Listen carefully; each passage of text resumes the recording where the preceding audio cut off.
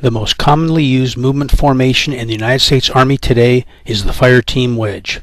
The fire team wedge is a fighting formation that allows 360-degree security at all times, an equal distribution of personnel and weapons, and is easy to control. Generally, personnel are at 45-degree angles from one another and separated by 10 meters. The infantry squad is divided into 3 elements: the lead fire team, color-coded blue, the headquarters element, color-coded yellow, and the trail fire team, color-coded green. At the apex of the formation is the lead fire team leader. He is responsible for frontal security, en route, route selection, and land navigation. To the lead fire team leader's left is the automatic rifleman.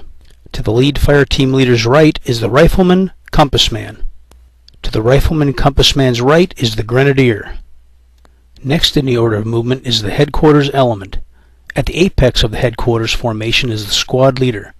He is responsible for accountability, command and control, and whatever the squad does or fails to do. To the squad leader's right is the radio operator, or RTO. To the squad leader's left is the machine gunner. To the machine gunner's left is the assistant gunner. Last in the order of movement is the trail fire team.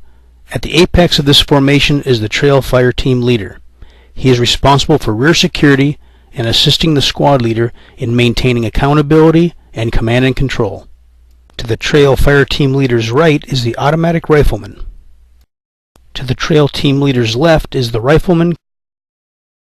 To his left is the grenadier. The squad leader and the trail fire team leader's positions are not fixed. In other words, the squad leader can move anywhere within the squad, and the trail fire team leader can move anywhere within his team to maintain control. The lead team leader's position is fixed at the apex of his fire team and allows him to perform his additional duties of frontal security, en route, route selection, and land navigation. The squad leader determines what side of the formation the machine gun team travels, based on his MET-TC analysis, the enemy's most probable course of action, and likely avenues of approach. When the machine gun is on the left flank of the fire team wedge, this is known as a heavy left formation. When the machine gun is on the right side, it is considered a heavy right formation. If the squad leader decides to move the machine gun from the left to the right flank while moving, he simply directs the machine gunner to do so. The machine gunner and the assistant gunner can then change positions in the formation with the RTO without halting the entire element. Note that the automatic rifleman in the lead fire team is on the left flank, and the automatic rifleman in the trail fire team is on the right flank. In addition, the rifleman and the grenadier in the lead fire team are on the right flank, and the rifleman and grenadier in the trail fire team are on the left flank. This configuration of the wedge allows the squad leader to engage the enemy in any direction with an automatic rifleman, a rifleman, and a grenadier, while reducing the risk of losing 2 like weapon systems. The lead fire team leader is responsible for frontal security from the 10 o'clock to the 2 o'clock. The rifleman in the lead fire team to the automatic rifleman in the trail fire team are responsible for right flank security from the 2 o'clock to the 4 o'clock.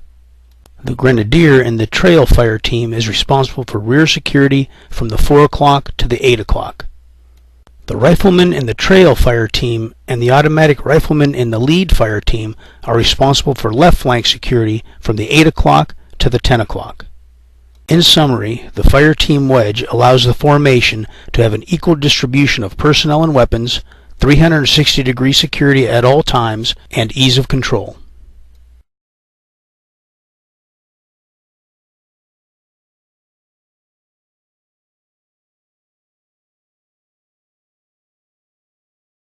When moving in the fire team wedge, 3 movement techniques are used: traveling, traveling overwatch, and bounding overwatch.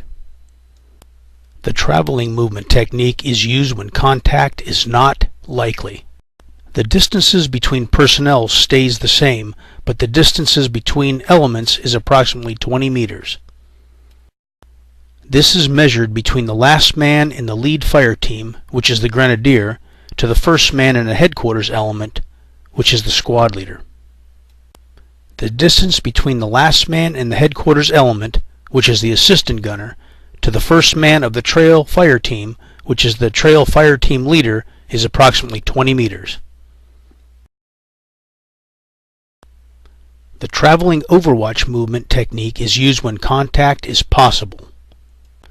The only difference between traveling and traveling overwatch is the distance from the lead fire team to the headquarters element, which is increased to 50 meters.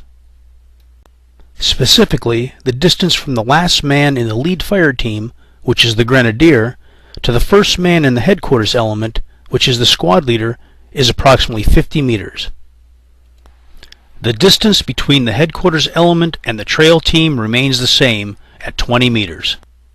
The bounding overwatch movement technique is used when enemy contact is expected. In the bounding overwatch movement technique, the squad leader, along with the headquarters element, usually stays with the overwatch element.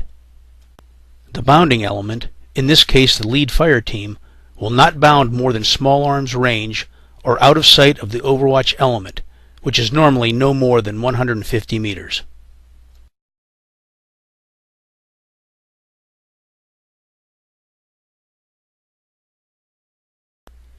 The distances between personnel and fire teams are based on the ability of the leader to maintain control. These distances are sometimes determined by vegetation and/or terrain. The leader may reduce distances between personnel and fire teams based upon terrain and/or vegetation.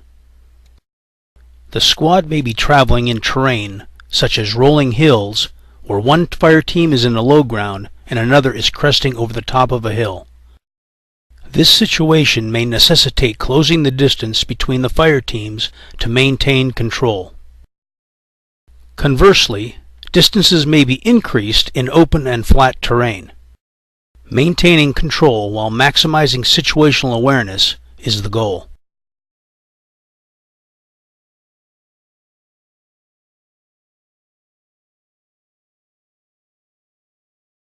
Distances between personnel and fire teams may be reduced during periods of limited visibility such as rain, snow, fog, and smoke, and during the hours of darkness.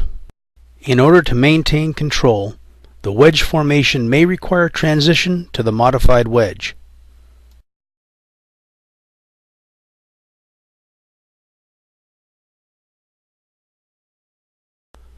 The modified wedge is formed by contracting the flanks of the fire team wedge into two columns. Generally, personnel are approximately 3 to 5 meters apart and will vary as to visibility and terrain. At the apex of the formation is the lead fire team leader. As in the wedge, he is responsible for frontal security, en route, route selection, and land navigation. To the lead fire team leader's right is the rifleman compass man. To the rifleman compass man's left is the automatic rifleman. To the automatic rifleman's right is the grenadier. To the lead fire team grenadier's left is the squad leader. To the squad leader's right is the RTO. To the RTO's left is the machine gunner. To the machine gunner's right is the assistant gunner.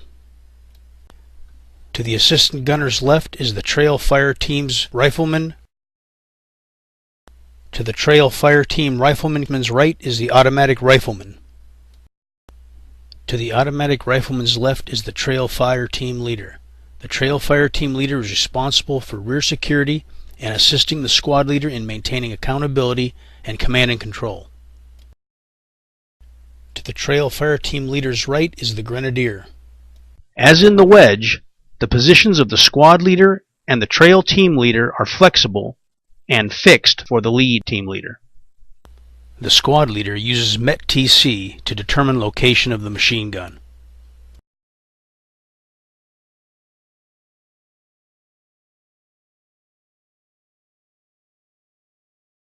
While moving during the hours of good visibility in the fire team wedge, the lead fire team leader may find it necessary to call a halt. If so, he will give the hand and arm signal to halt his fire team. The hand and arm signal to halt is given by using the non-firing hand with the fingers extended and joined, palm facing forward, arm bent at a 90-degree angle, upper arm parallel to the ground. The lead fire team leader moves to the next available position that provides cover and concealment if available, and assumes a good short halt posture. A short halt posture is taking a knee behind cover and concealment with your rucksack on your back, your weapon at the ready, pulling security in your assigned sector of fire. The lead fire team leader ensures that the rest of his fire team does the same. When halted, the lead fire team is responsible for security from the 9 o'clock through the 12 o'clock to the 3 o'clock position. The squad leader continues to close the distance between the headquarters element and the lead fire team to a position where the trail fire team will be able to achieve interlocking sectors of fire to approximately 35 meters out, or hand grenade range, with the lead fire team. The squad leader then gives the hand and arm signal to halt, assumes a good short halt posture, and ensures that the rest of his element does the same. The trail fire team leader continues moving his team forward until he has achieved interlocking sectors of fire with the lead fire team. The trail fire team leader then issues the hand and arm signal to halt, assumes a good short halt posture, and ensures that the rest of his fire team does the same. The trail fire team is responsible for security from the 3 o'clock through the 6 o'clock to the 9 o'clock. The trail fire team leader ensures that his grenadier is pulling rear security from the 4 o'clock to the 8 o'clock. The squad leader must decide where to place the machine gun team based on MET-TC analysis, the enemy's most likely avenue of approach, and the enemy's most probable course of action. In this instance, since the lead fire team leader called the halt, the squad leader will most likely leave the machine gun team at the 9 o'clock until he determines why the lead fire team leader called the halt. Again, since the lead fire team leader called the halt, the squad leader will move up to the lead team leader's location to find out why he has called the halt. En route, the squad leader spot checks the lead fire team to ensure that they are in the proper short halt posture. Simultaneously, the trail fire team leader moves forward to the squad leader's last known location, spot checking the headquarters personnel as he moves forward. Once at the squad leader's last known location, he will wait for further guidance on a knee inside the perimeter. If the squad leader desired to move out at this time, he would give the team leaders tasks, conditions, and standards to get their men prepared to move. If the squad leader wants to call a halt, he sends a signal to halt either by hand and arm signal or by radio to the lead fire team leader. Once the lead fire team leader receives the command to halt, he finds a suitable location as previously described. The squad leader can use a hand and arm signal or the radio to initiate stop, look, listen, and smell, or SILS. Stop. All movement ceases. Look. All squad members look for signs of the enemy, such as trash, old fighting positions, expended brass, or the enemy themselves. Listen. Listen for signs of the enemy, such as engines running,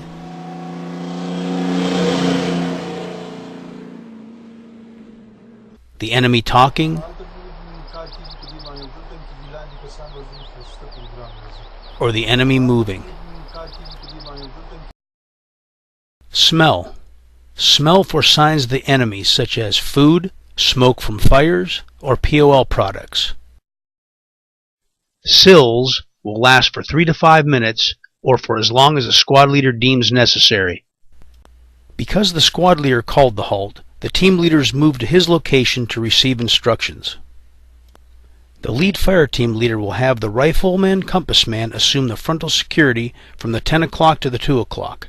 He will also spot check his fire team to ensure that they are in a good short halt posture as he works his way to the squad leader's location. At the same time, the trail fire team leader will ensure that the last man in his team is pulling rear security from the 4 o'clock to the 8 o'clock. He will also spot check his team to ensure that they are in a good short halt posture. While en route to the squad leader's location, he will also check the headquarters element to ensure that they are in a good short halt posture. Once the team leaders reach the squad leader's location, the squad leader will brief them on the reason for the halt, such as to cross-load heavy equipment, conduct a water break, conduct a map check, a security halt, or for whatever reason he deems necessary.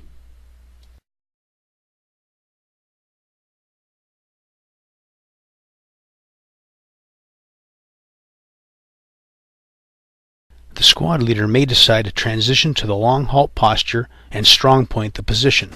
A long halt posture is removing your rucksack, placing it on the ground, frame down, and quietly pulling security behind it on your assigned sector of fire. The squad leader accomplishes this by designating the appropriate clock positions, typically at the 10, 2, 4, and 8 o'clock locations, to his team leaders. The team leaders then place 2 or more men at those positions. While the team leaders are doing this, the squad leader places the machine gun team.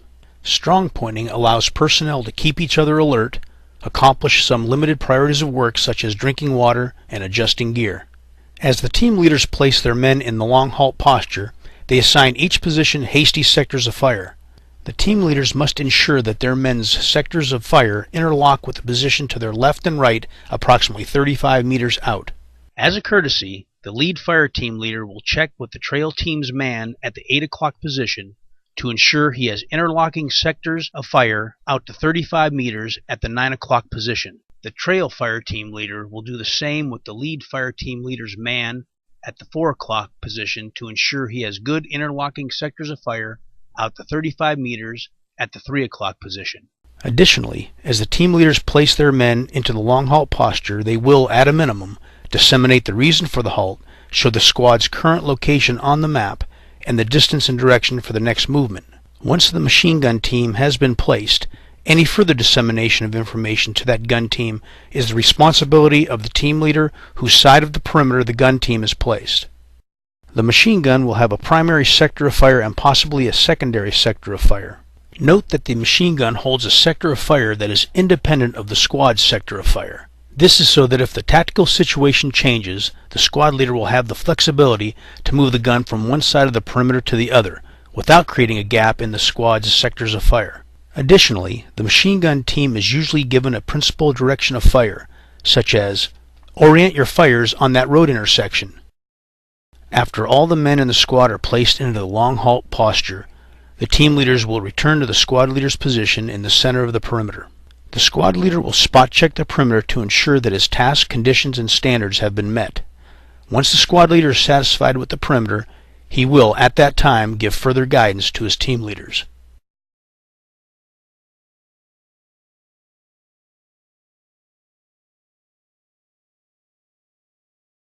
When the squad leader is ready to move out, he will issue task, condition, and standards to the team leaders in order to get their men ready to move. The team leaders direct their positions to put themselves in a short halt posture, with one man pulling security for the other. Once the squad leader receives a thumbs up from both team leaders, and the entire squad is in the short halt, the squad leader gives the hand and arm signal to move out to the lead fire team leader. The lead fire team leader moves to the apex of his fire team and moves out in the direction of travel. The squad is vulnerable as security tends to decline when the squad or element is starting to move out. Therefore, it is important that everyone does not stand up and start moving at the same time. After the lead team leader has moved approximately 10 meters, the automatic rifleman and rifleman compass man from the lead team will pick up and start to move out.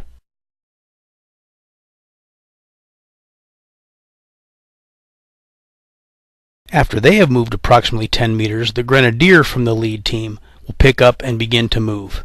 The squad leader will wait for the last man of the lead team to go to the appropriate distance based on the movement technique being used before he issues the hand and arm signal to the headquarters element to pick up and begin moving.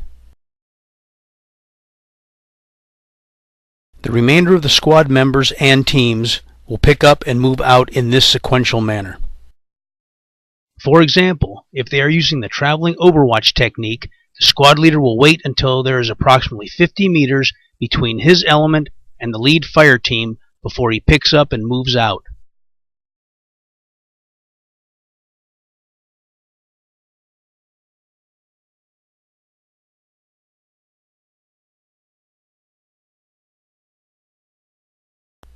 While moving during the hours of limited visibility, most likely the hours of darkness, the lead fire team leader may find it necessary to call a halt.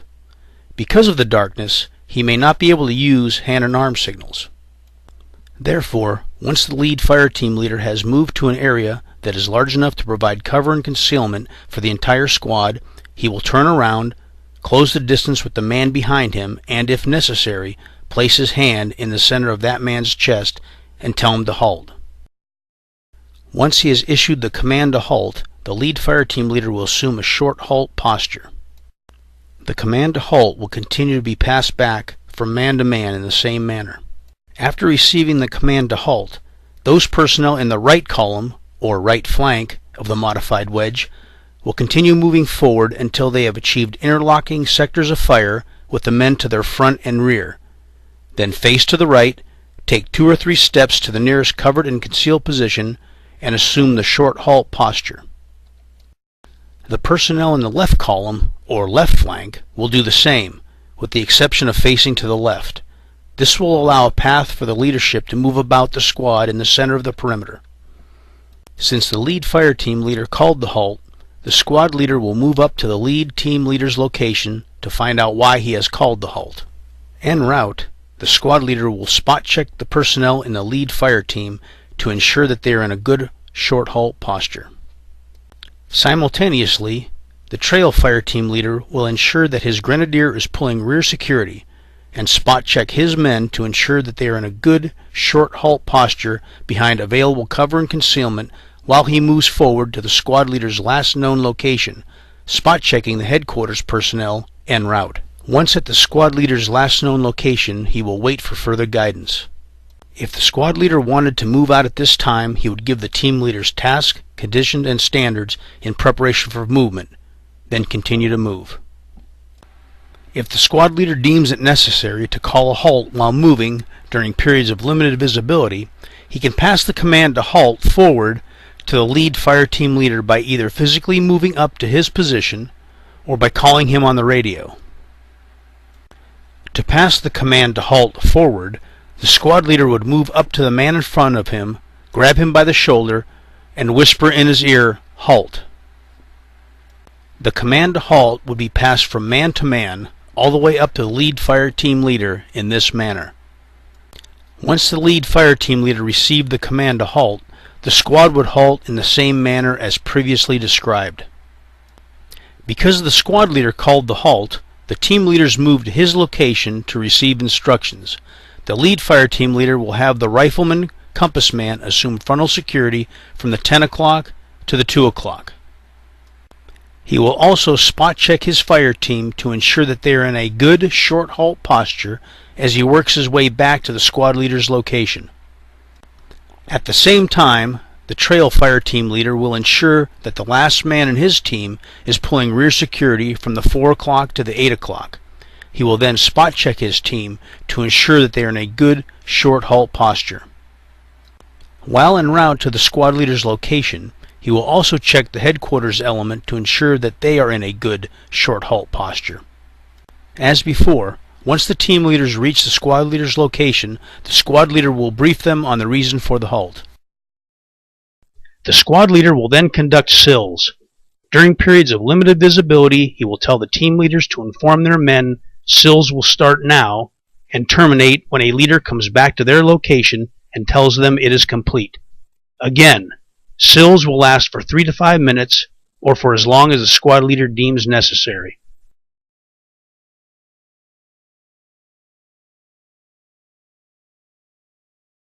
The squad leader may decide to transition to the long halt posture and strong point the position. The squad leader places the machine gun, designates the appropriate clock positions, and the team leaders place their men as previously described during good visibility. The team leader will use a laser designator or compass azimuths to assign each man's left and right limit for his sector of fire.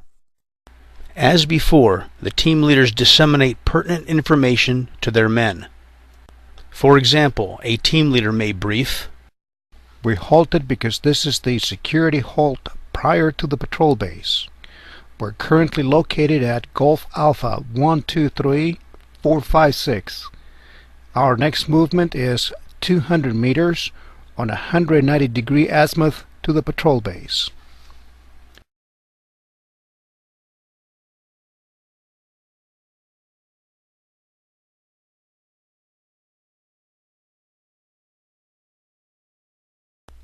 When the squad leader is ready to move out, he will issue task conditions and standards to the team leaders in order to get their men ready to move.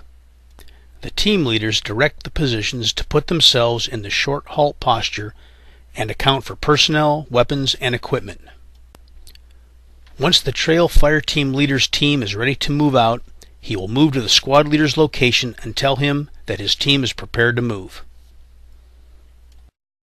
The squad leader then directs the trail fire team leader to move forward to the front of the formation, approximately 2 to 3 paces in front of the lead fire team leader's position, to establish a choke point. The squad leader follows the trail team leader up to the front of the formation until he is face to face with the lead team leader. There, the squad leader will verify that the lead fire team leader's team is prepared to move. Once verified that all elements are ready to move and the choke point is established, he will tap the lead fire team leader on the shoulder and tell him to move out. The lead fire team leader turns to the man behind him and places his hand on the man's chest and tells him, "We're moving." This signal is passed back until it reaches the last man in the patrol. The lead team leader then gets up and moves in the direction of travel, ensuring that he is physically counted out by the trail team leader at the choke point and that the man behind him is up and moving.